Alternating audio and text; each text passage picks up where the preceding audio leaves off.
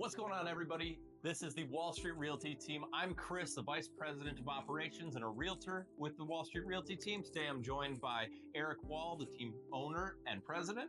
And also we have Patrick Buell with the title company to come and talk to us a little bit about why title matters and the things that we can do to help make that process a little bit easier and safer for you. So thank you so much for coming today, Patrick. We appreciate it. Yeah.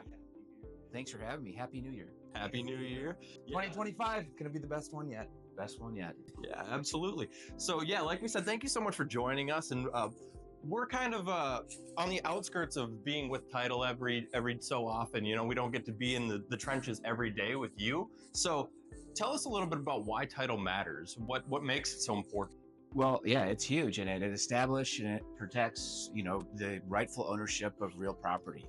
Believe it or not, there are scams out there. There are things people are doing to steal the property rights, it's kind of in our purview to make sure that doesn't happen, and that people are buying property that they are buying from the rightful owner.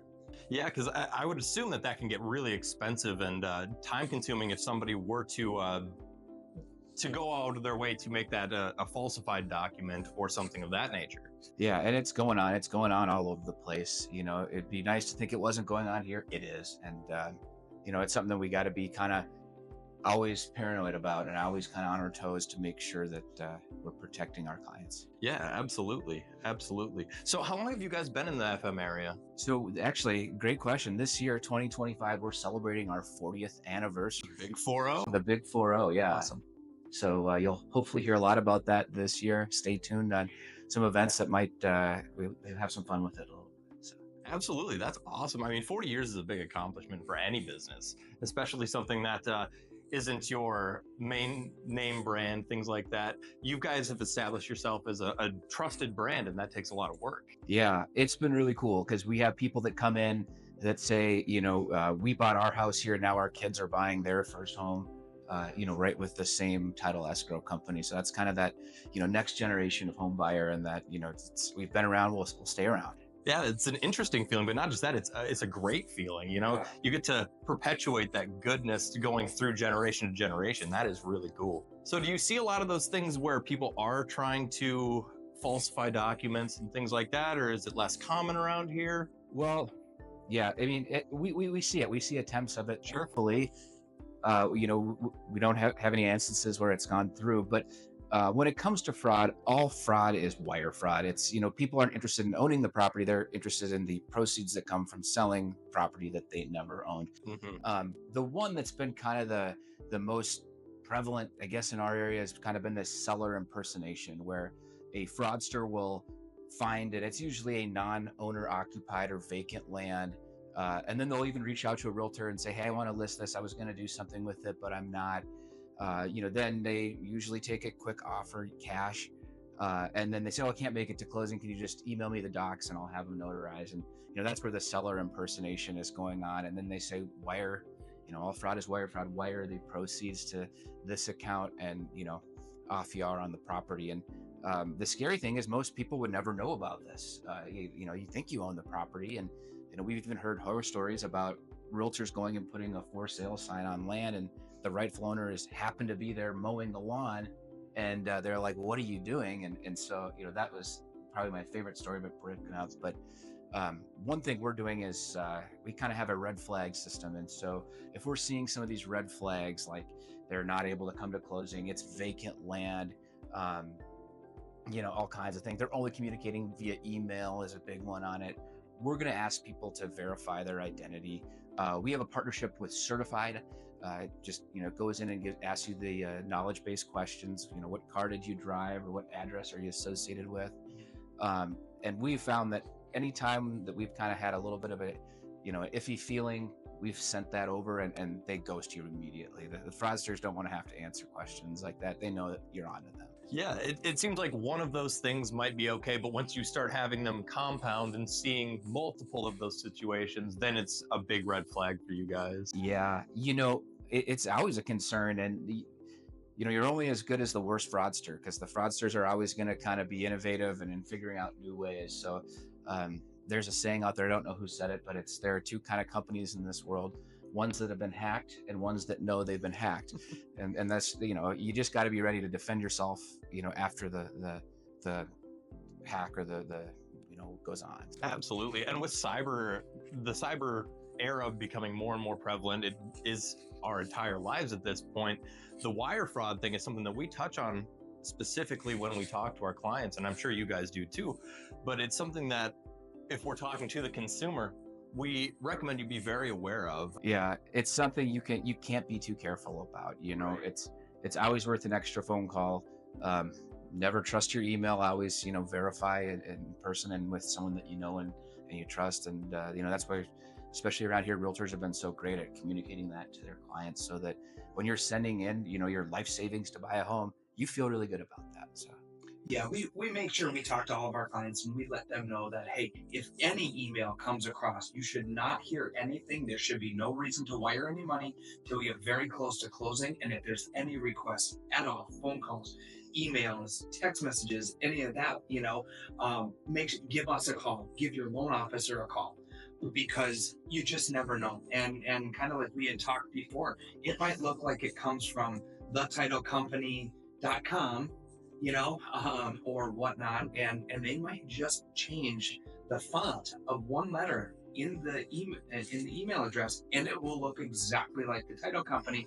But this happens, and it's that extra phone call. Mm-hmm. You can always just make sure, because that's a lot of money going out. And once that money's gone, for what I know, once that money's gone, it's gone. Yeah, it's really hard to claw back. The banks are actually gotten better at working with, I guess the victims on here, because they're watching large sums of money going in and out of accounts. And if they're not clearing checks out quite as quickly, but you're going to lose a lot if that happens. You might not lose everything that you sent, but depending on how quickly you get back on trying to find it, it's rare that you'll get anything back, if anything, a little bit. But. And like you said, just making that phone call is worth that money. I mean, thousands of dollars or one phone call, pretty easy choice to make for me, I would say. Yeah. But moving forward, are you guys looking into new stuff to keep combating these? As like you said, they're getting better and better. AI is become a tool that has been utilized more and more by scammers. It's a great tool for other people too, but they seem to have evolved quickly with that. We always used to see scammers have horrible grammar in emails, and now they're probably pretty good because they're using ChatGPT to write their emails, and they have a nice emoji with it, and it looks very personal on it. But no, we made a pretty substantial investment in this partnership with Certified, and honestly, we were kind of one of the early adapters to it, and we were using it to verify ID. Long before they really had the service, we were just having seller verification on wire instructions, and then that was verifying their ID with them. Now they use that as a mainstay, one of the products that they kind of provide. And I only see that getting better. We were worried that people were going to be reluctant to have to go answer these questions and remember all these addresses from 20 years ago. The reaction has been way better. Like, people are happy, and they're feeling more secure because of it, and they appreciate that. It's no longer a hassle. It's more of an added security that people like. Yeah, it's definitely a benefit. It could come off that way if you're just thinking about it on paper as a detriment or another thing to do, but absolutely just keeping those people safe, I think they would really appreciate that overall, and they do. Yeah, and to kind of go along those lines, is this the same thing? Because I know you guys have an awesome program to where, let's hypothetically say we've got a closing and somebody's moving to Bismarck or moving out of state. Is this kind of that same program where you can actually do a closing over the laptop, over a laptop, or computer? Yeah. It does. It kind of goes right into the remote online notary. When we're conducting a remote online notary, you're answering these same questions too. We have a different kind of software platform that we use, but you're answering the same kind of questions on it. And to be really honest, the problem with lenders is that the secondary market wasn't buying mortgages that were remote online notary. They've moved a great distance in this. I kind of feel like that's a really secure way of going, because people are answering questions about themselves, and God forbid someone could walk into our office with a good enough fake ID. I'm not a bouncer. I don't know that I would see that. We're verifying that a signature looks the same, but I'm no pro on trying to find a fake ID. Sure. So, that could be a risk too. But if you had to ask them questions about that person, I bet they'd get them wrong. So I think that remote online notary is a really safe means of closing. you know, we've used it more for inclement weather than we have for Sure. remote sellers on things, but and that's all right too. But it's Sure. everyone needs to get comfortable with it and feel good about it. Like any technology, it's getting better and it's getting more affordable every year. So that's a good sign for our industry. Sure. And do you see with busy schedules, maybe this becoming a thing? Even if somebody lives in the Fargo Moorhead area and just, hey, I don't want to go into the title company today. I want to be at work. I want to close because I mean, on a sale goes pretty quick. Yeah. A purchase is a little bit longer, a little bit more in depth, but Yeah, more on the sales side for sure. We always look at the closing experience as a whole. So from the minute we get a purchase agreement, we want to have that positive communication. This, when you're buying a home, this is very likely the largest purchase you'll make in your life. And you really want to feel good about that. And you want to know what's going on through the process. And you want to be there and you want to look someone in the eyes and shake their hand and kind of be part of that. And it is a celebration when you're at that closing table because, there typically, hopefully, isn't any negotiating going on, or you're not trying to requalify for loan, terms on it. So it should be kind of a celebration. And one thing we really strive for is to produce that really, top-notch closing experience that, people keep coming back for it and remember it. And then, their kids come right here at the same place. So when I noticed you talk about making it a fun experience because it really is. Closing day is amazing, whether you're selling, buying, or buying and selling. And some of my favorite thing is when you come around with the little beverage cart, like you're on an airplane. And just some of those experiences are just, it's so much fun. Just the atmosphere coming into the title company. We put a lot of time and thought into reading the room, as we call it. So when you go into a closing, look at the people, look for the nonverbals. Do they look nervous? Are they going to want to read a lot of stuff? Do they want to just sign? Honest questions on it.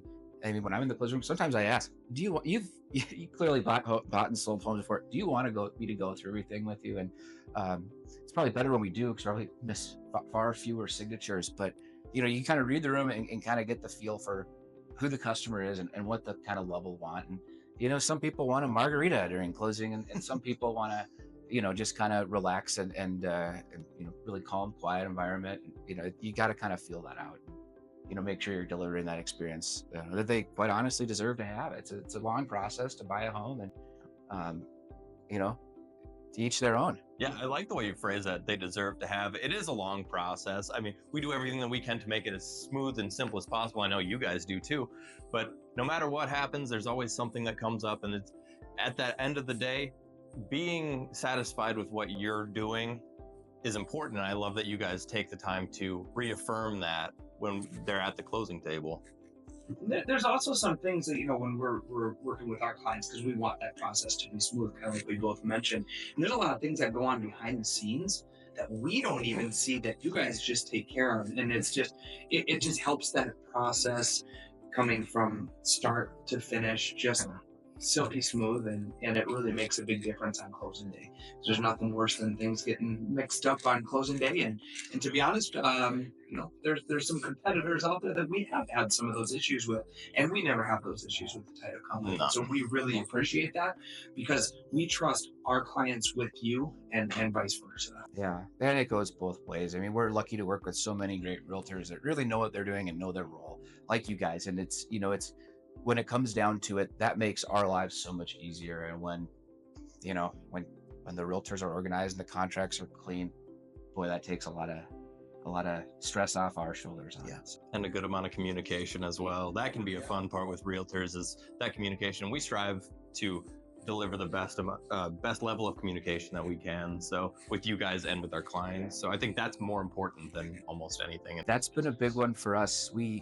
I heard a speaker, a guy who does consulting for a national title insurance underwriter. He said, I bought my dog a new dog toy. It was $11 on whatever, bark.com. And I got an email saying that I ordered it. I got another email saying that it's being shipped. Got another email saying that it's on the way. And at the end it said, it was delivered. How did Rover, or whatever your dog is, how did you like it? He said, why can't you be that communicative in the closing process? So that's one thing we've worked on. And hopefully people are seeing those closer videos where they introduce themselves. We like to think that the first time that you see the face of your closer, it's on that. It's not when they come up to the front and say, Eric, it makes a little familiarity and hopefully keeps people a little bit more calm going in the closing room. Yeah, no, I love that. And it's emailed out and it's the Mhm. specific closer that's handling the file so you get to see who that closer is. And then on top of that, it explains, Yeah. the videos explain kind of what is title, what's the process, how does this look? So nobody's completely caught off guard, And so I think that's obviously we're doing a video here and just kind of that video stuff is more personable. And I love that when you guys rolled that out, probably within the last year, it was amazing. Yeah, and we've had a lot of fun with it too. And people have reshot videos. I know there were some people that did them with Christmas closing and Santa hats on, and right away, the closers hated making those videos. Now it's like no big deal. Everyone's like, yeah, give me my iPhone, I'll shoot into it here. So. Right. Yeah. It's just getting in front of the camera. It's a weird feeling. We're doing it right now, and I'm stumbling over my words and having a hard time with it personally. But it's something that is so prevalent in today's marketplace. You can't really get by without having a social footprint. Yeah. So, are there more things that you guys are working to do as far as social media wise? Well, social media and platforms like Canva have made it really easy to look really, really big. You can have like a PR marketing department that looks like a massive company, and you're just on your iPhone making these things. Right. So that's kind of a cool thing. Kind of going in every year, we kind of meet as a whole at the beginning, and then we kind of meet in departments, and we always try to improve that experience. And what is the communication going out to both the client, the home buyer, home seller, then the realtor, then the lender on it. And the big thing is no surprises. Let's manage expectations. Tell people this is what you should expect. That's not only going to cut down on fraud, it's going to make people feel better about it and more comfortable in the closing room, which is what you need to do to deliver that top-notch closing experience. Yeah. So now you mentioned title insurance when you're talking about the big title company, Grover and whatnot.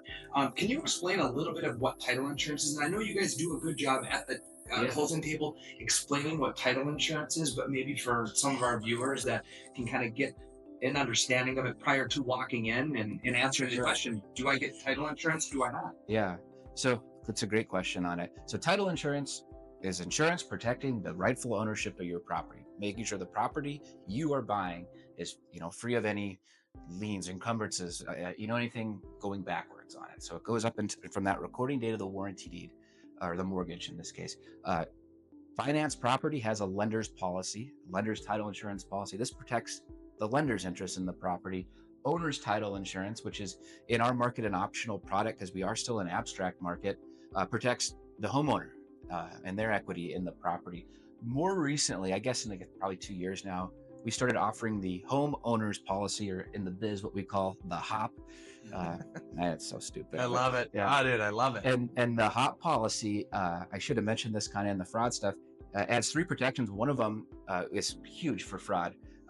It gives us these kind of after recording forgery and fraud protections on it. So everybody's seen the late night television ads for Title Lock where they say, if someone's selling your property, we'll monitor it, and then they'll let you know. Well, it doesn't do anything for you. You're still gonna have to hire an attorney and fight for your life on this thing. The HOP owner's title insurance policy actually gives you protections on it. So it's business as usual. It pays all attorney's fees, obviously any kind of settlement. There's a total loss, it would pay to replace the property, or however it works on it. So that's a pretty huge thing. Yeah. And as far as I found, it's the best thing in fighting against these kind of seller impersonation scams that are coming out there. Yeah. And on the grand scheme of this, it's not that expensive, to be honest, to have that extra protection. I mean, you're buying hundreds of thousands of dollars in a home, and these policies are $400, $300, $400. I mean, it's when you're buying it alongside that loan policy. So at the same time, you did get a pretty steep, like 67% discount on it, because it's a simultaneous issue is how they call it. So you do get a huge discount on it. So on a $300,000 home, it's generally $380 to $500, depending on loan amounts and what's going into it. And it protects you as long as you own the property. And so that's a one-time fee to cover you for a lot of times. And when claims come out, they're a whole lot more than $300 to $500. So it's one of those things you hope you never have to use, but if you have it, boy, is it a nice thing to have and a nice protection, because it really is business as usual. You stay in your home. There's a lien on it. we handle the claim and you go about your life as usual. Yeah. And I mean, if you hire an attorney to try to take care of some of this, to try to sort this stuff out, that's 1 hour. Yeah. 1 hour for an attorney is really what you're paid for. Build on A policy that you've got for the whole time that you own.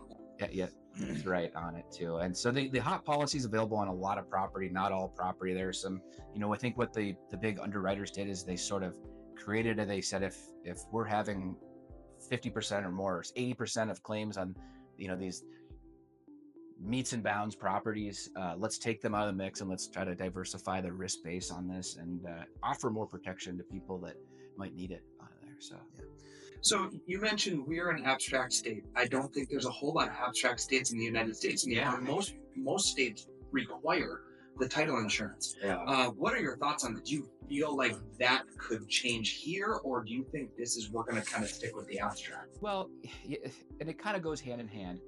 You always need to examine title evidence, whether it's an updated abstract or it's a title search on it. And so, everything is really abstract property, unless I guess, there's some Torrens property in Minnesota, particularly the Twin Cities on it. But everything you're going to need title evidence. So you're still kind of getting that abstract product or that title search product on it. It does provide less protection. However, good abstracting is, that means fewer claims. So there's really, it's a happy marriage between the two of them, is that when you're examining every reported event, licensed attorneys doing it in order to issue a title commitment, that's really a huge advantage on it. And, you're not just kind of, yep, nothing in the air on it. You're going to be cleared on a title insurance policy if you don't have it. So they really work hand in hand, but I don't really see it going away. If it, the only way it would kind of change the name of it. So the purchase agreements might not say a updated abstract of title, but there still needs to be title evidence. There's no way around that. So you guys are attached or close to Red River Abstract, correct? Yep. I know I've had clients when we were going to the closing table ask, am I going to get a copy of this? Am I going to take this home with me? And I know that that's not recommended. Could you explain why that is? Yeah. So abstracts, they're this thick, sometimes bigger. They're bulky. They're boring. It's covenants of, and restrictions. It's recorded deeds, satisfactions. Some people, I guess, get pretty excited about it, and you're very welcome to take them with you. But they're bulky to store. They're expensive to replace. A recreate on them is, I feel like I haven't seen one for less than $2,000 in a while. So, there's, especially when you're moving, you don't want to have this big bulky paper.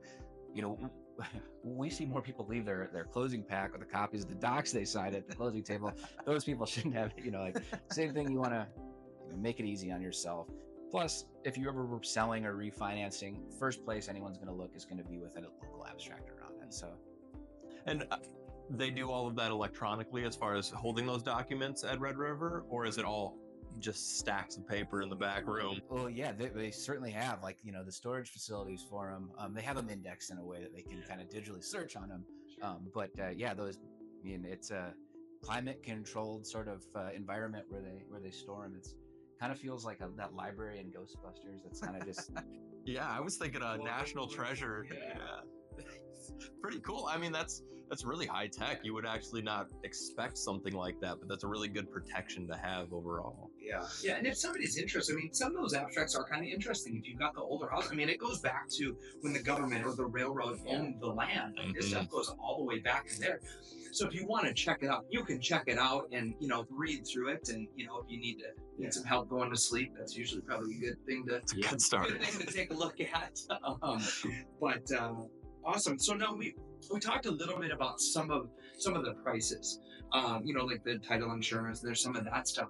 And when I look at it, like closings and using different title companies throughout the day, most of them are pretty much the exact same fee. So there's not really a big difference there. So for me, what I look at, when I'm going to suggest a title company, I'm looking at who's going to provide the best customer service, who's going to make sure that this goes smooth throughout the process.